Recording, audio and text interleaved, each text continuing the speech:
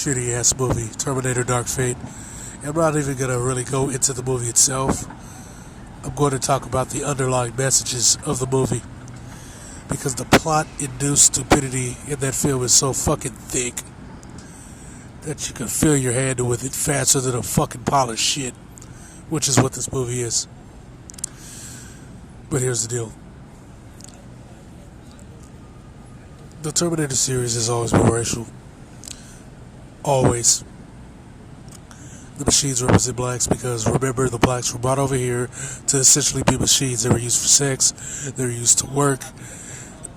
They were used to fix things. They were used as blacksmiths, carpenters, cotton pickers, tobacco cutters, paper makers, plumbers. That's why when blacks were freed from slavery, they were able to just lock it in and get the trades going immediately. Because that's all they fucking did their whole fucking lives. And so that's why the white supremacists created Jim Crow laws after Andrew Johnson reversed everything to make sure that they were economically locked out. And that's why they went around burning down all their communities. And it's been a race war ever since. See, that whole thing was similar to the Matrix. When it showed the prequel animated series of the Matrix, it talked about how the robots were building shit. They were used as sex, drones and whatnot. And the humans treated them like shit. They propped up the economy so that the humans didn't have to work. And eventually, since they were sentient robots, they freed them. And so the robots went on to their own little community, minding their own fucking business, but they had all these natural fucking skills and became so populous and so profitable that the humans could compete with them. So what they did is they bombed the shit out of the goddamn robot city, and that led to the war between the humans and the robots. Now this one was a bit different. The only difference, but the overall narrative is the same. These fucking robots that the white supremacists created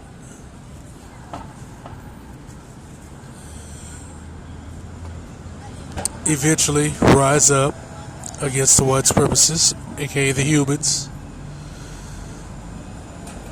And at some point, they eventually get on code, the robots get on code, and the white supremacist gets overwhelmed and gets defeated, and only has pockets of resistance against the sinister Negro, aka Robot Onslaught.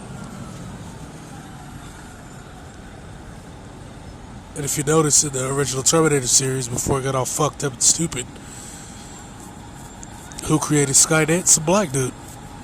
That was by design to let you know, to let them know, let the white supremacists know what the code was popping off and what the movie was really trying to convey.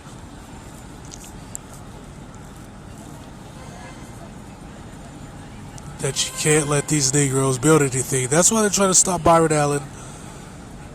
That's why they stopped Tariq Nasheed's crowdfunding for a goddamn black conference. That's why they took out Marcus Garvey.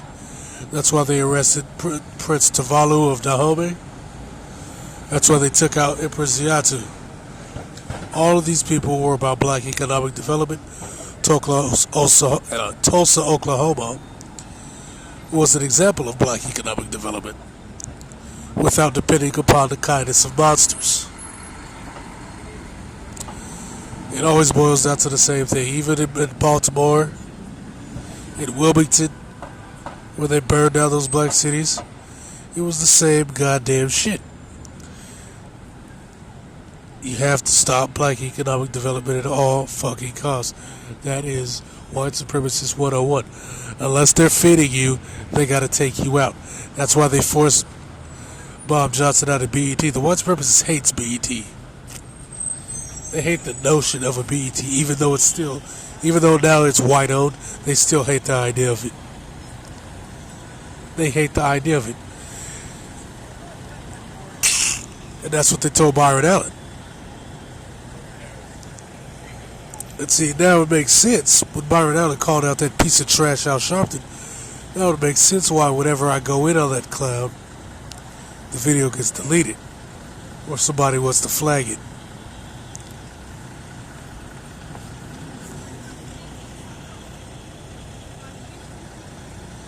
Because they know that people are onto their little pet Negroes. Their little brandy type nig dogs that want to be down. See, let me talk about these little brandy type nig dogs. These Al Sharptons. And these other assorted nukes. Who don't even just hang around once. They'll sniff up under other races too. The nig dog fixing plates at the cookout. The nig dog at the mosque. With his little kufi on or whatever. Trying to kiss ass. Everybody's ignoring him. You know, he's pulling out chairs and sweeping the floor and shit. He's not even the janitor. He's just some dumbass nig dog. Trying to gain favor with another race because he's a goddamn outcast. You know what I'm saying? That's these assholes. And old Al's one of those pieces of garbage. See, you gotta keep an eye on these sons of bitches. That's why they don't like. That's one of the reasons why they don't like certain blacks being around too, though. Because you don't really know if the guy's a true blue useful nuke, or if you study them like they study us. For example, if you want to know if somebody's a white supremacist, one of the best examples is playing some music. Playing some music at work or whatever. See,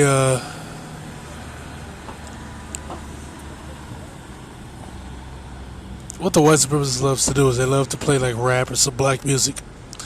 The Watchman was good about that because that Ku Klux Klan group, the Cavalry, remember that guy in that truck? He was playing rap music. Yeah, he was playing rap music. Remember? And that's what white supremacists do. They'll listen to rap. Back in the day, they would listen to jazz, blues, and listen to all that shit because they're trying to understand your mentality. Because a lot of music gives out the mentality of the nigdom. A lot of the red pill knowledge back in the day came from a lot of music. E40, Too Short. That's how we got red pilled when we were kids. But getting back on subject, a lot of these white supremacists, they like to listen to black music to understand black mentality. There's people that are truly just fans of the genre. They just like this music, but a lot of these people listen to this shit to study blacks, and one of the ways you can tell is put out some of their music. And not like some popular shit. Not some Taylor Swift crap. No. Put on the music that they listen to. Put on some Coldplay. Put on some Chili Peppers. Put on some Lamb of God. Put on some shit like that. Shit that they actually listen to. The Smiths. Depeche Mode. If they're just a regular white guy, they're like, oh man, this is awesome, man. Dude, I went to a concert in 2004 at the so-and-so gorge and blah, blah, blah. That's not a racist. That's some guy, he's like, oh wow, I didn't know you listen to this. That's cool. But you got the other white supremacists who, at first they'll pretend like they don't know who it is. And then what they'll do is, they'll get really fucking uncomfortable. And the reason why they're fucking uncomfortable is, they know that you study them like they study you. Or at least that's what they'll think.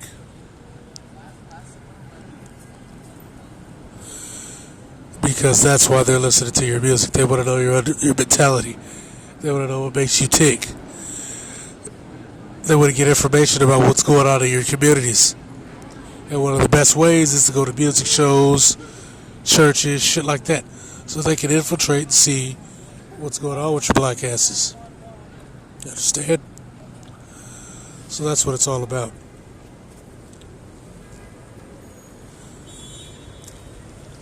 That's all. And so basically, they're essentially T-1000s.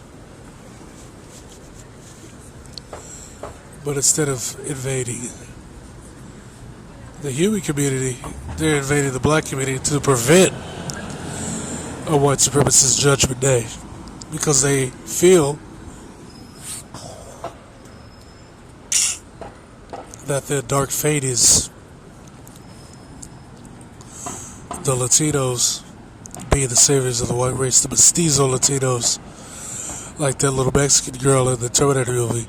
Those types of people being the dark fate of the white race. Because as you can see, even with this movie, with the promotion, and a lot of other things, they're really promoting Mesoamerican Latinos. They're not catering to every kind of Hispanic. They don't give a fuck about Dominicans. They don't give a fuck about Cubans, black Cubans. They don't give a fuck about some black Honduran. They're catering to mestizos from Mexico. That's who they're catering to. That is 90% of their fucking strategy. And what they're doing right now is they're trying to integrate them like they integrated the Italians and the Mexicans. Excuse me, the Italians and the Irish. That is what's happening right now. I was talking to JKN about that.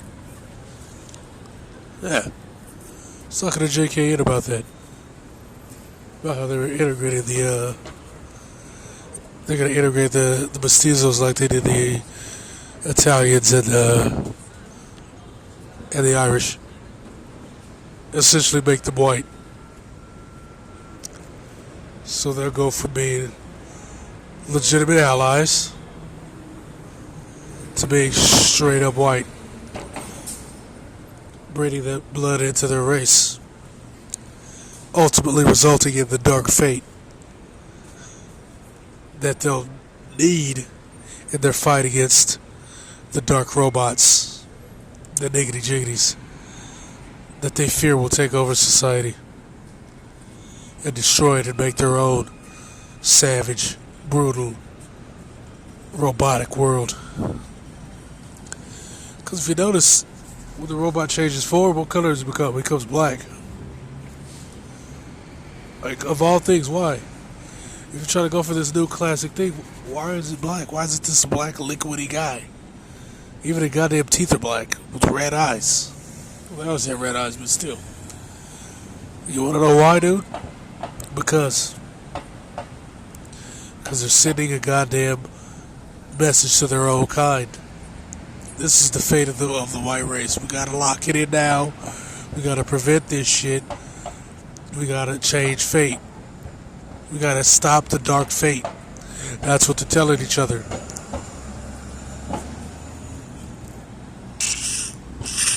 Without alerting too many people. And you wanna know why? Because it's preventative propaganda. You wanna know what propaganda is for? It's for war. And you know what kind of war this is. So there you go. Yet another movie by white supremacists giving each other dog whistles, just like the Joker.